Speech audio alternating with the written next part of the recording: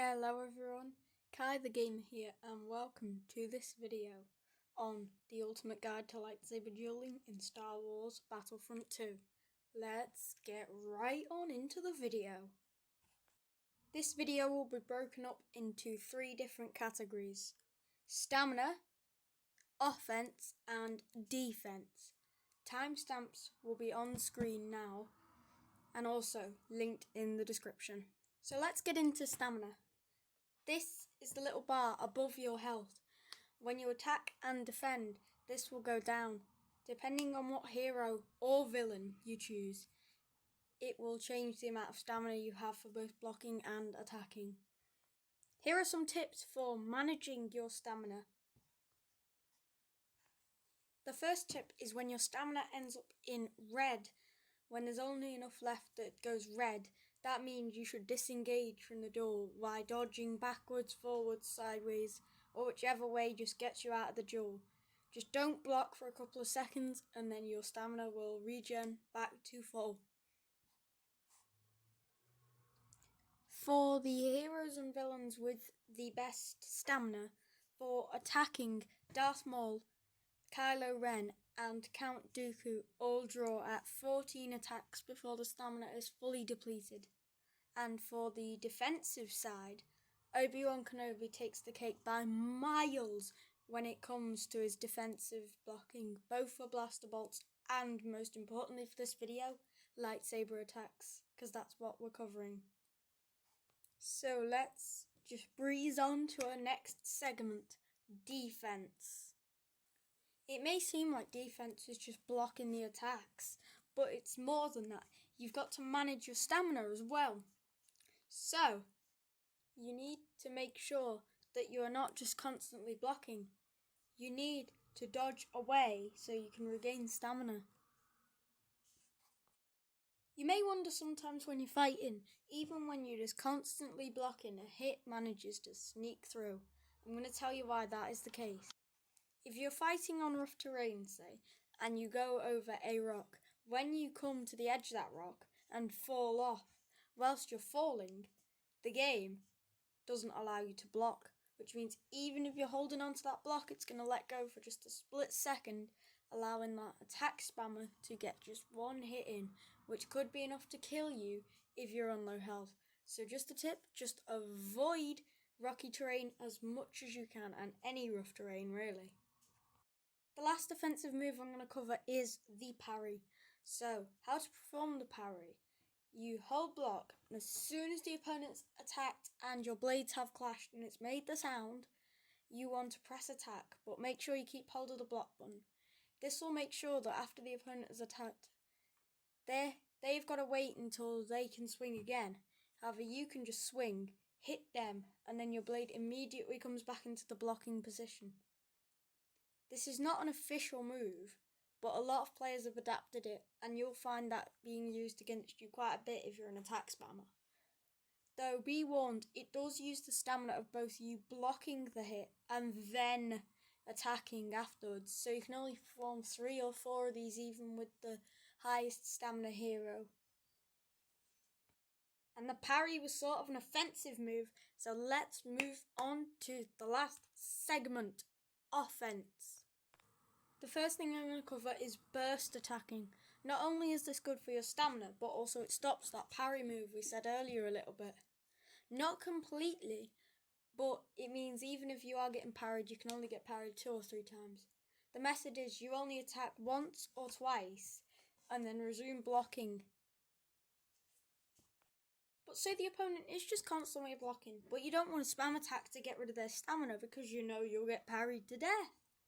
Well, that's where the dodge comes in. So you have 2 of them. So you can dodge in any direction. So if you want to dodge to the left, you hold your stick left. Want to dodge forward, you push the left stick forward and dodge. And you get the rest. But the next thing is how you dodge to get the opponent.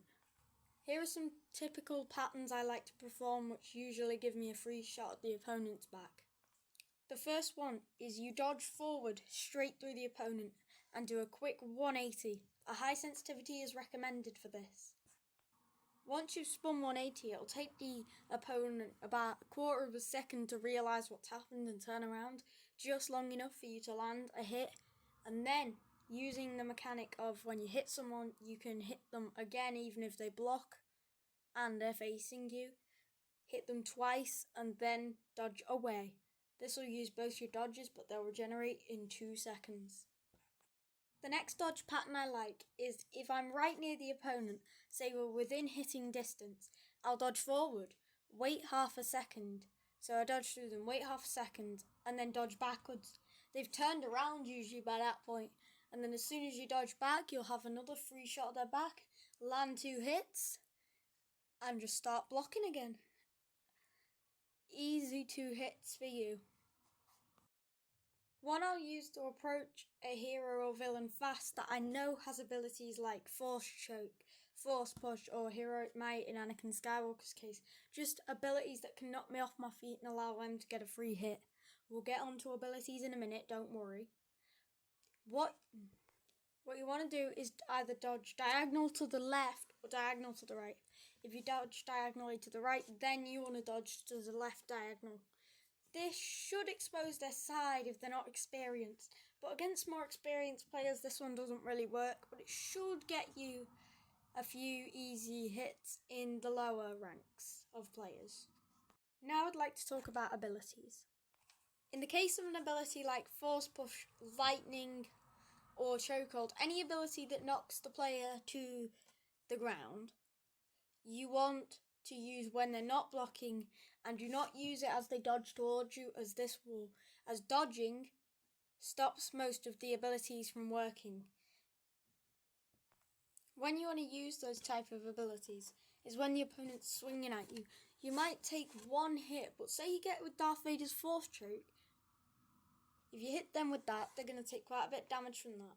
And then if you throw your saber through them, which is a common combination, bit of a tongue twister, and then do a little hook swing. I'll explain that now. A hook swing is where you jump, look down, and hit whilst you're still in the air, and then turn 180 before you hit the ground. It sounds quite hard, but it's not as hard as it looks when you get the muscle memory down. This can deal upwards of 400 damage. Combine that with 2 hits once they've hit the floor before they get up, and you'll have dealt about 550 to 600 damage. Considering most heroes either have 700 or 750 health, you're going to take most of that away if you just time your ability good. So even if you take 1 or 2 hits, it's probably worth it because it's going to be like them taking 8 or 9 from you. Next, for abilities like Saber Throw and of the like, abilities where you use your weapon in the ability, so Saber Throw mostly. With Saber Throws, you always want to try and get the opponent after they've gone down. So, say I'm Darth Maul, say I've just hit them with a chokehold, they've just hit a rock. You want to hit them then, because you can actually block the Saber Throw. The thing is with the Saber Throw though, it goes through them, they block it, then they have to turn around if they want to block it on the way back, because it goes through you, then stops, then comes back. And you've got to be really quick if you're at the edge of that range. Like mouse and keyboard only can do that. Controller players just don't have the sensitivity for that. I mainly use Saber Throws when I'm out of stamina or in the air, because if I usually jump when I run out of stamina, because they can't hit you as easily. I just make sure I'm out of range of any nasty abilities like the Force Choke or Chokehold from Darth Maul, or anything like that. Just make sure you're out of range. Case for abilities that have passive effects like Obi-Wan's Mind Trick, Rey's Mind Trick, Insight for Rey. That's a little tiny bit different, but it's still, I'm going to classify it here because they apply to Insight too.